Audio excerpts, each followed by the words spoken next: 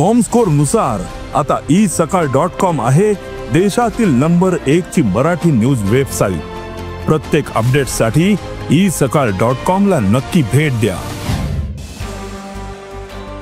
नमस्कार, मी रुचिता। ॲग्रोन मध्ये आपल्या सर्वांचं स्वागत।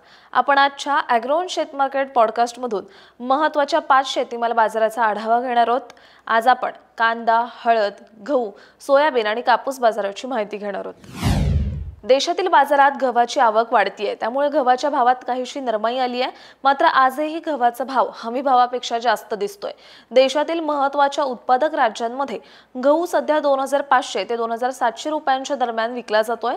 दुसरीकडे सरकारची खरेदीही सुरू झाली आहे। सरकारने हमी भाव 2425 रुपये प्रति क्विंटलने गव्हाची खरेदी सुरू केली आहे। याचा आधार बाजाराला मिळतोच आहे।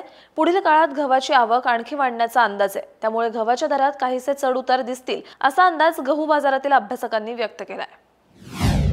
देशातील बाजारात हळदीची आवक वाढतीये। महाराष्ट्र आणि तेलंगणात हळदीची आवक चांगली आहे। त्यातही तेलंगणाचा हंगाम शिगेला पोहोचलाय, त्यामुळे दर पातळी दबावात आली आहे। तेलंगणाच्या अनेक बाजारात हळदीचे भाव 10,000च्या खाली आलेत, तर महाराष्ट्रात हळदीचा भाव 10,000 ते 11,000च्या दरम्यान दिसतोय। हळदीला सध्या मागणीही चांगली आहे। राज्यातील हळदीची आवक यापुढील काळात वाढण्याचा अंदाज आहे, त्यामुळे हळदीच्या दरावर काहीसा दबाव येऊ शकतो असा अंदाज हळद बाजारातील अभ्यासकांनी व्यक्त केलाय। बाजारात कांद्याची आवक वाढली आहे। बाजारात सध्या लाल आणि उन्हाळ कांद्याची आवक दिसते।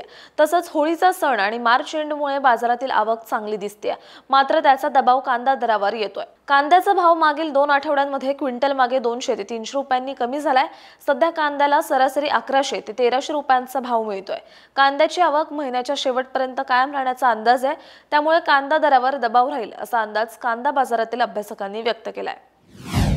आंतरराष्ट्रीय बाजारात सोयाबीन आणि सोयाबीनच्या दरात आठवड्याच्या शेवटच्या दिवशी म्हणजे शुक्रवारी चढ उतार पाहायला मिळाले। सोयाबीनचे भाव कमी होऊन वायदे $10.9 प्रति बुशेल्सवर बंद झाले, तर सोयाबीनचे भाव काहीसे वाढून $300 प्रति टनांवर बंद झाले होते।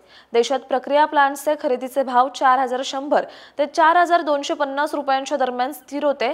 सोयाबीन भावावरील दबाव आणखी काही आठवडे कायम राहील असा अंदाज बाजारातील अभ्यासकांनी व्यक्त केलाय। आंतरराष्ट्रीय बाजारात कापसाचा भाव जवळपास 1.5% कमी होऊन शुक्रवारी वायदे 65.27 सेंट प्रति पाऊंडवर बंद झाले होते। शनिवारी बाजारातील आवकही कमीच होती, तर कापसाला सरासरी 7100 ते 7300 रुपयांच्या दरम्यान भाव मिळाला। देशातील कापसाची आवक दिवसेंदिवस कमी होताना दिसते, त्यामुळे दराला आधार मिळू शकतो असा अंदाज कापूस बाजारातील अभ्यासकांनी व्यक्त केलाय।